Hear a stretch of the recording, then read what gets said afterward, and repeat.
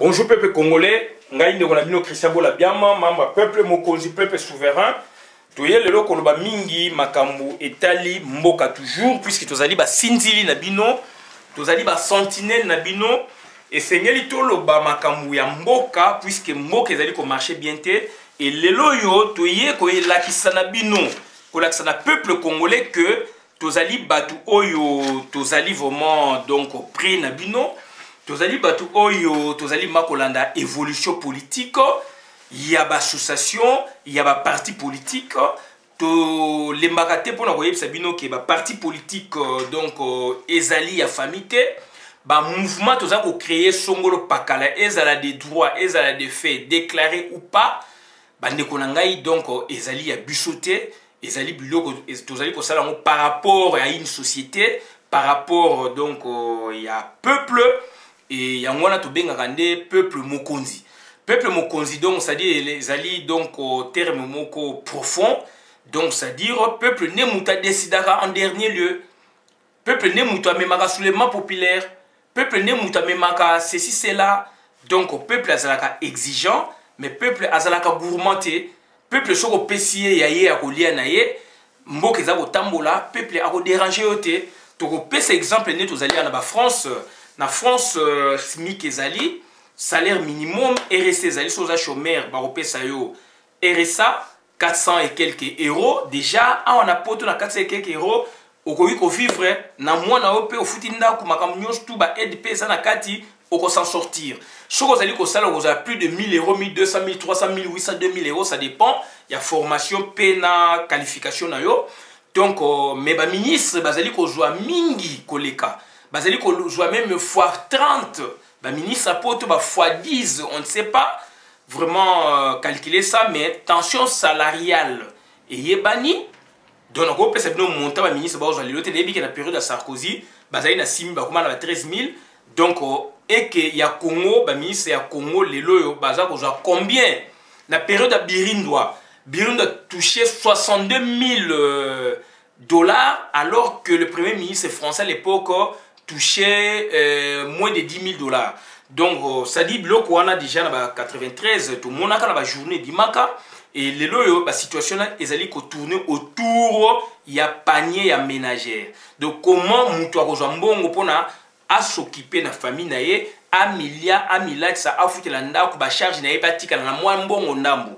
Donc, voilà un peu notre sujet. Et donc, c'est-à-dire, tant que bloc, on a les alliés réunis, beaucoup mona population ta zo ko zamo muke ba tomboka ka mingi te mais so beaucoup mo boma so ba droit na mingi yango moni ba loi du travail ba to bazali ko balibana etc.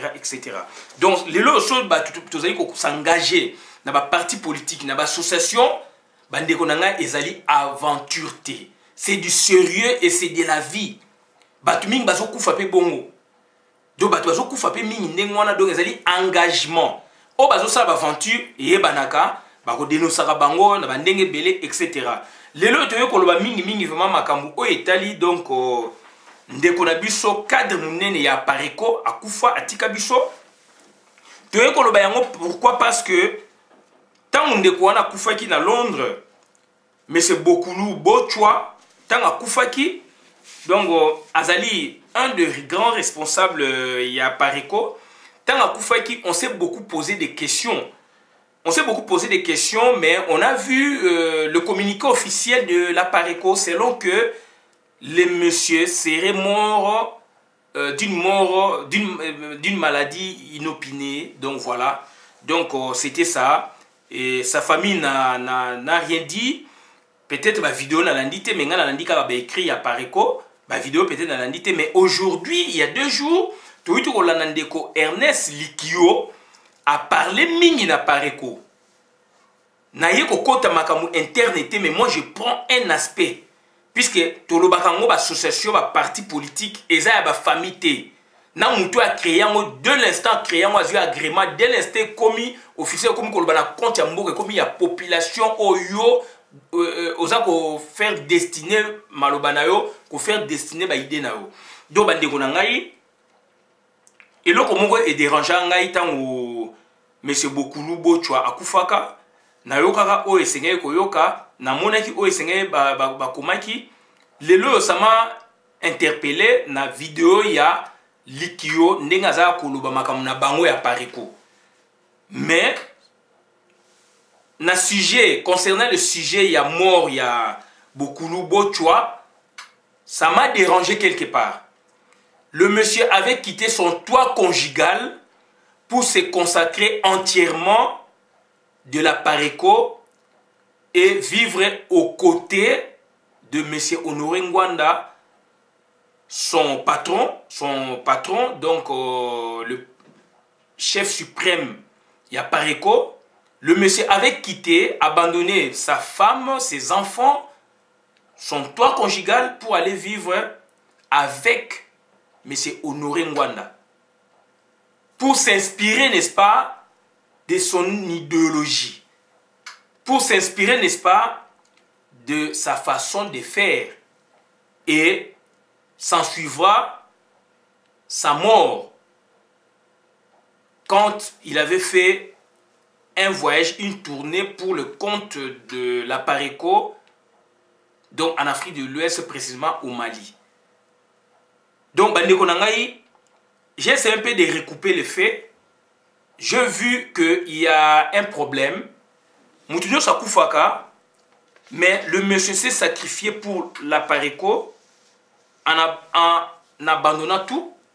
A bossé même que a balaki moisi, a bossé même que a boteki bana, a bossé même que azana ba charge. Naza ko critiquer été, moué ba critiquer ke mingte na ba coutume de biso, mais naza ko loba na fait.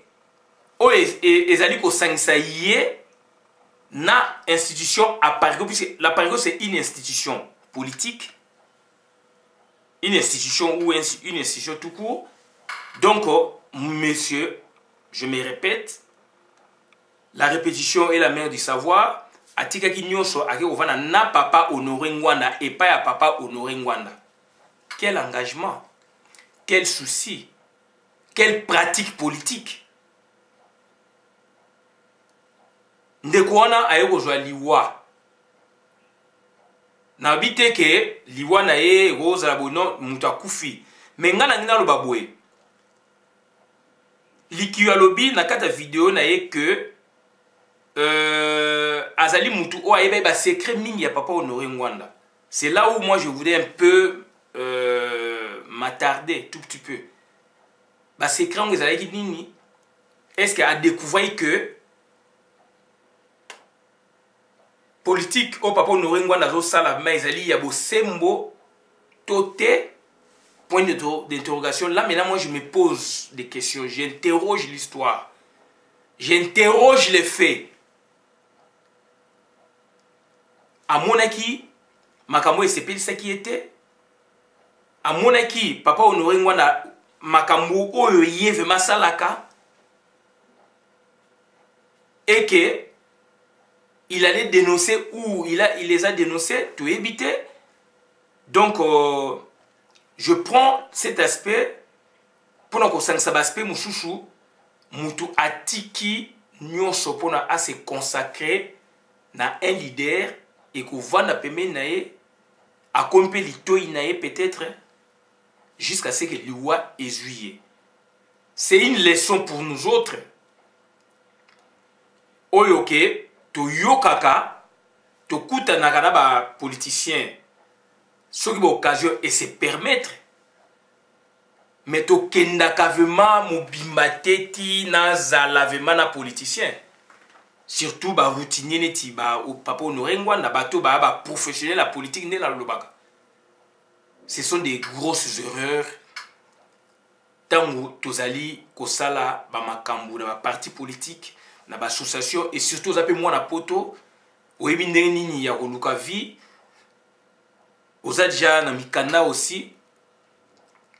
Kolanda politicien professionnel alors que au koye kozala na kati ya institution na bino à Pareko par exemple mais ozo protéger bien famille na yo moi libota na yo voilà oza ko kendepe oza ko jonga. Pour moi c'est une leçon. Likio aussi il allait continuer ses études parce que c'est lui qui a vraiment remonté la Pareko au niveau de Angleterre.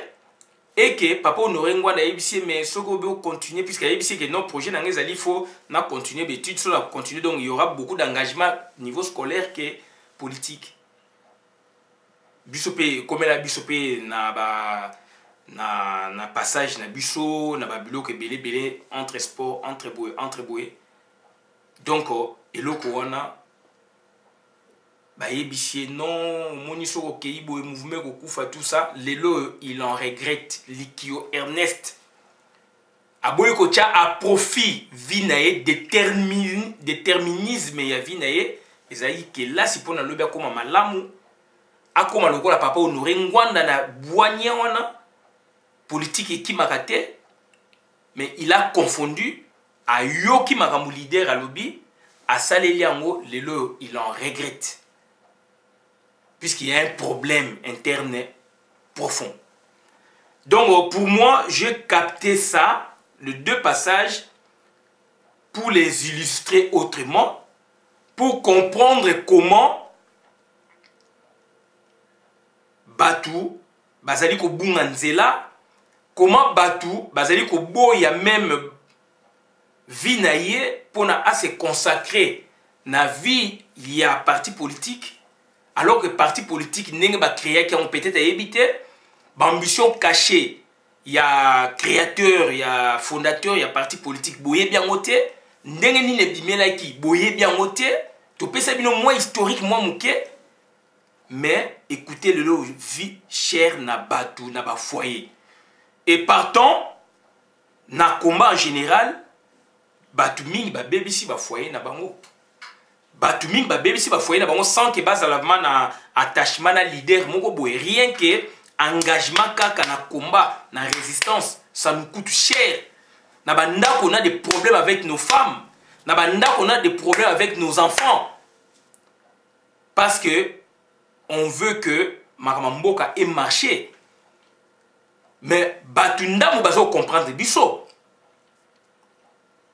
ba vidéo ndenge toza ko sala ba engagement ndenge toza sala boni ya baninga o ba ju problème ba couple likolo ya ko bunda pona Congo à travers combat à travers résistance logiquement loyalement mais bino peuple boza ko mona te boyebi pété mais facilement beaucoup taxer biso de ceci de cela on accepte mais par ailleurs toujours bundela ma pona mboka ndeko na ngai tozo senga na population congolaise il faut comprendre combien ba combattants ba résistants de par le monde ezalo bazana katina awa tozali ko se décarrer tozo sala tout pour na ko contrer politique ya mabe na mboka en le faisant il faut être présent, omniprésent, omnipotent, donc il faut la présence, la proactivité, il faut faire des vidéos, il faut se rassembler dans baninga, il faut que na cité na marche. Mingi na bandaku et créer un problème. Mingi baninga pe ba bossa na ka pendaku. Au profit il y a combat. Mingi pe bandeko bazo landa batala ka biso balanda ka biso baye bakate ndenge biso to souffra pe na combat ti ekota ka ti na ba foyer na biso combien de combattants boyebi depuis combien bimi a na poto officiellement ya makasi boye combien ba mabale kufi combien so ba difficulté bazala ngo ba mabale ezali mais ba difficulté bazala ngo na ndaku puis ça a eu un papa modèle alanda ka devoir abana na ye moyen la des il faut ça vidéo il faut qu'il y ait une réunion il faut ça la boye comme likolo et boni ba mama ba tombo kaka boni pe tango s'engager mingi ndengo na pe ba dongolo miso pe ba komo kokota na ndaku boni pe na ndaku pe mama pe akomi pe na vision mususu boko pe na vision mususu ndenge moko te akolobela pe akolobela akolobela te. Donc, ce sont des situations à revoir. Il y a un toujours 5 à batou et sengeli, tout se ressaisir, toujours 5 à batou et sengeli, pour comprendre le mouvement de biso, tant que tu as dit que ça yango, tozali kosala yango mpona elengi kaka te tozali kosala yango mpona elengi kaka te toza kosala yango mpona kolakisa na Congo kolakisa na peuple que tozali ya bino et que toza kosala mosala mpona Congo et esengeli bolingo ezala tala ndenge bandeko wana mibale baperdre moko aperdre na vie puisque alandaki leader mosusu atiki même engagement ya vie na ye na yango c'est une leçon vraiment morale politique même esengeli toyeba qu'est-ce que nous devons faire dans la vie et prochainement toyeba ndeni toko marcher merci bola la vidéo malambo kabolango merci